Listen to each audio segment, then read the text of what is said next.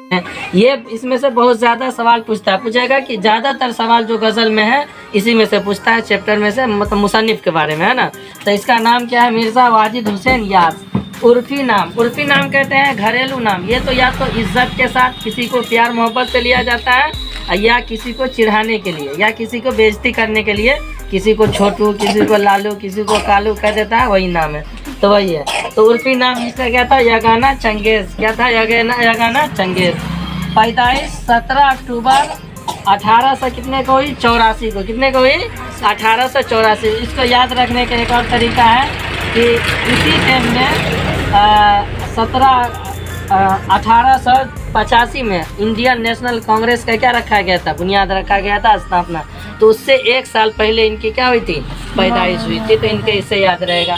Patna city के मुगलपुर में। कहाँ हुआ था? पटना सिटी के मुगलपुर में। आप पूछेगा इनके पैदाइश कौन से बड़े तंजीम का स्थापना से पहले हुआ था? तो किससे हुआ था?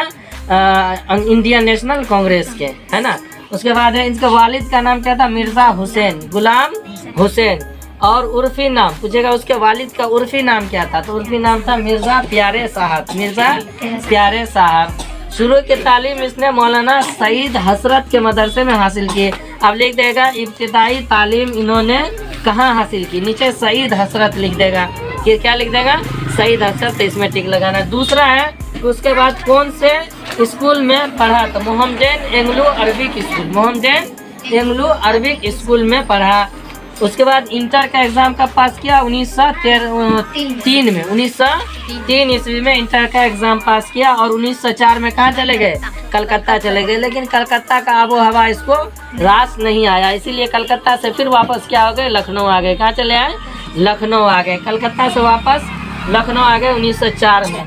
ये जो 1904 ईस्वी में ये कलकत्ता गए थे, कलकत्ता से वापस कहाँ चले आए थे? लखनऊ में। कलकत्ता का 2 मरतबा, बंगाल का 2 मरतबा क्या हुआ? विभाजन हुआ। एक मरतबा 1904 में हुआ था, जो 1911 1905 में, हाँ, जो 1911 में क्या हो गया था? खत्म हो गया था, उसको मिला दिया गया था। फिर 1912 ईस्वी में फिर से कलकत्ता का क्या हुआ है? इसका विभाजन हुआ और बिहार क्या हुआ? उसी में से छटा था। अब है कि शादी कब हुई? इसकी शादी कब हुई? तो 1913 ईस्वी में मिर्ज़ा हकीम शफी शेराजी की साहबजादी से। किसे? मिर्ज़ा हकीम साहब की शेराजी की साहबजादी से। अब इसमें सवाल ये पूछेगा, 2 सवाल है इसमें, कि इनके क्या नाम है? मिर्ज़ा हुसैन वाजिद की शादी किस सन में हुई? तो 1913 ईस्वी में हुई। अब पूछेगा किससे हुई थी? तो शफी शेराजी के बेटी से। शफी शेराजी के बेटी से, जिसका नाम कनीज़ हुसैन था। कनीज़ हुसैन था, उनकी शादी हुई। 1942 में वो रिटायर हो गए, किसी सरकारी नौकरी में थे, और 1942 में क्या हो गए? वो रिटायर हो गए। यगाना के दोनों बेटे और बड़ी बेटी, इनका पूरा खानदान धीरे धीरे करके क्या हो गया था? हिंदुस्तान से पाकिस्तान चला गया था। सबसे पहले दोनों बेटे और बेटी चली गई थी। उसके बाद बेगम यगाना, उनकी बीवी भी क्या हो गई थी? पाकिस्तान चली गई थी। इस सदमा को ये बर्दाश्त नहीं कर सका। बेटा भी नहीं है, बेटी भी नहीं है, कोई धिया क्या कहते हैं, पोता नतनी भी नहीं है। तो क्या हुआ? ये भी पाकिस्तान चले गए। लेकिन 1 साल के बाद फिर पाकिस्तान से क्या हो गए? वापस आ गए हिंदुस्तान। 1952 में वहाँ से वापस लखनऊ आए।